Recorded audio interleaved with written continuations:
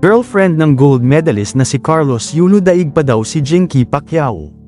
Ilang araw matapos ang historic win ni Carlos Yulo ng double gold sa 2024 Olympics, tuloy-tuloy pa rin ang kontrobersya.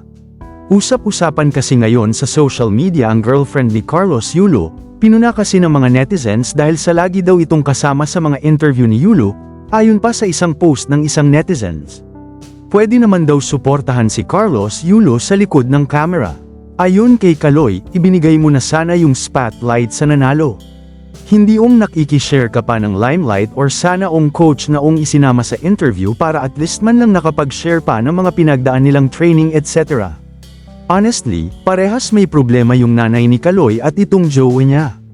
Hindi naman sa hater na ako ni girl, gets ko naman na may ambag din siya. Siya nagbigay ng emotional support kay Yulo pero sana matuto tayong lumugar. Marami naman sumang-ayon naman ang ibang netizens sa pahayag ni Kaloy. Samantala pati si Miss Ay de las Alas ay nagbigay din ng pahayag tungkol sa girlfriend ni Carlos Yulo. Sa isang video nga ay nagbigay ng pahayag ang komedyanteng si MS Ay de las Alas patungkol sa napanood niyang interview umano ni Carlos Yulo kasama ang GF nito na si Chloe San Jose. Kino-congratulate ko si Carlos Yulo sa kanyang pagkapanalo sa Olympics.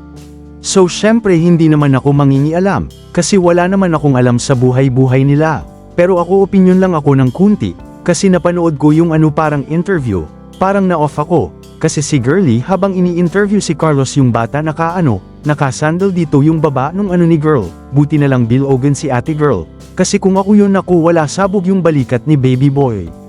Buti na lang pabilog siya hindi patulis. Sana lang may mag-guide kay baby boy kasi syempre Olympian yung ating baby boy dapat respetuhin naman natin.